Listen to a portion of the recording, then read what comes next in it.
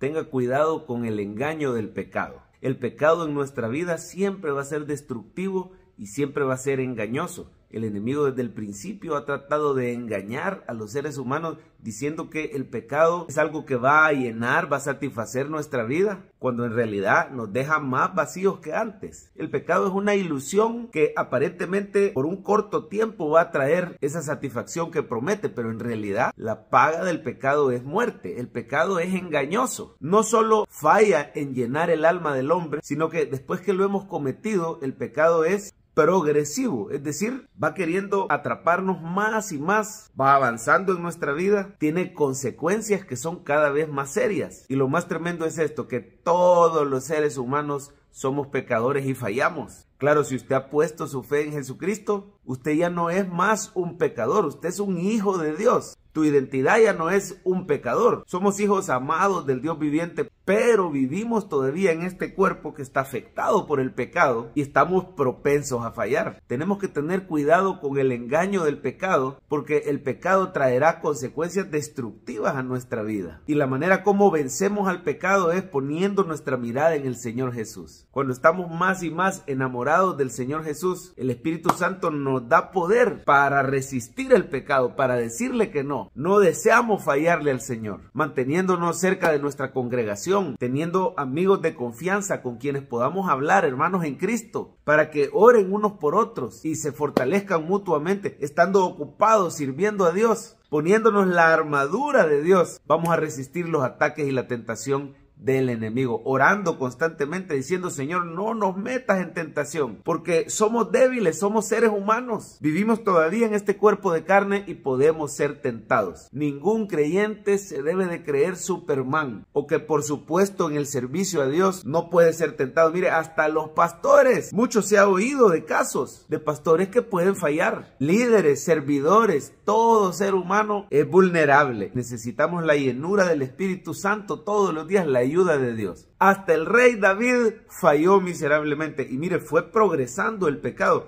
Comenzó con una mirada a una mujer que se estaba bañando. Él estaba paseándose desde el terrado de su palacio real. Mientras todos andaban en la guerra, David había bajado la guardia. Él personalmente no había ido a la guerra. Estaban haciéndole la guerra a los amonitas. Y mandó a Joab, mandó al ejército, mandó a sus valientes, pero él se quedó. Mire, ese es uno de los problemas de pasar ociosos, viendo mucho tiempo las redes sociales, pasando los canales de la televisión. Cuando el creyente baja la guardia y no tiene cuidado con esos canales de entrada por los ojos, pues David la vio y el pecado o la concupiscencia en él comenzó a trabajar. Claro, nuestra carne puede hacer alianza con las tentaciones del enemigo y manda a preguntar por esta mujer. Mire, muchas personas tienen una doble vida o una vida oculta, donde están quizás esposos chateando con personas que no es su esposa y viceversa, ¿verdad? Mujeres chateando con hombres. Son pequeños pasitos que damos que no son sabios y que nos acercan a una caída que puede traer terribles consecuencias a nuestra vida. Pues bien, después el pecado engendró adulterio y después que se consumó el acto del adulterio, la mujer queda embarazada, David y Betsabé. Ella queda embarazada siendo esposa de uno de los valientes de David,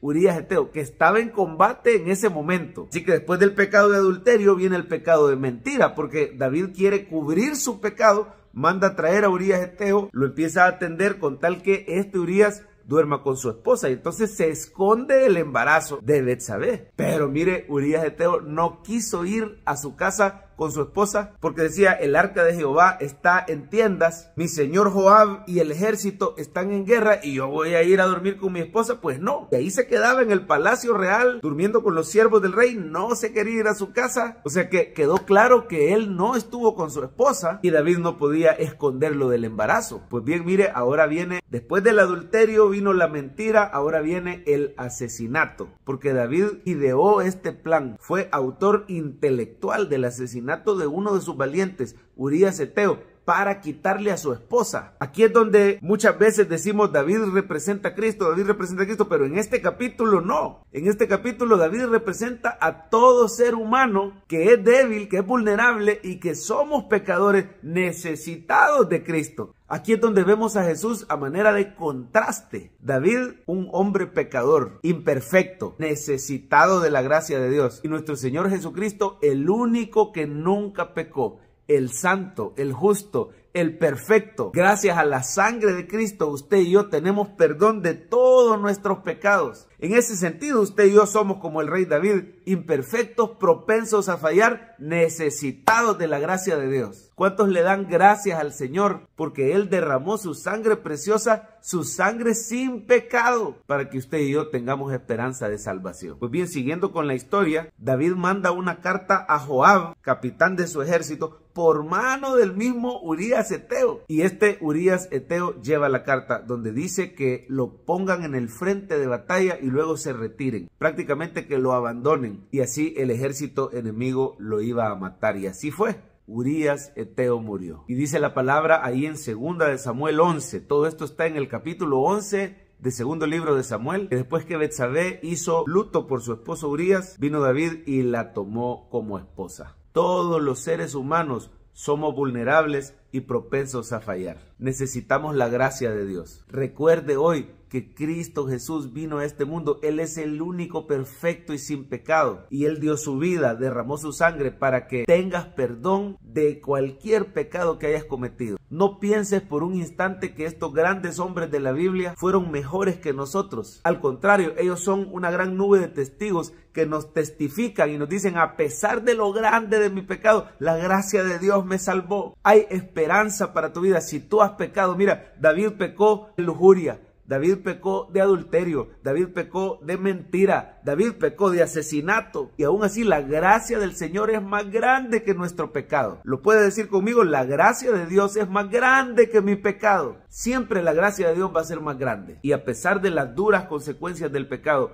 hay esperanza en Jesucristo. Venga delante de Él con un corazón sincero, con un corazón dispuesto a confesar, a reconocer que somos pecadores, que hemos fallado, que necesitamos la limpieza de la sangre de Cristo. Número 2, busque diariamente la llenura del Espíritu Santo. Dice la palabra que no hay condenación para el que está en Cristo, pues la ley del Espíritu de vida en Cristo nos ha librado de la ley del pecado. Toda la humanidad está bajo el poder del pecado, el arrastre, la tentación, pero usted y yo, los creyentes, tenemos el poder del Espíritu, que es mayor que el poder del pecado. Por lo tanto, podemos tener victoria y soportar la tentación. Dice la palabra que junto con la tentación el Señor va a dar la salida. No deje de servir a Dios, no deje de orar, no deje de congregarse. Tenga hermanos en Cristo que son de confianza para que oren por usted, con los cuales usted pueda ser sincero y transparente. Podamos rendirnos cuentas mutuamente para que nos podamos dar apoyo mutuo contra la tentación. Y finalmente recuerde que si hemos fallado,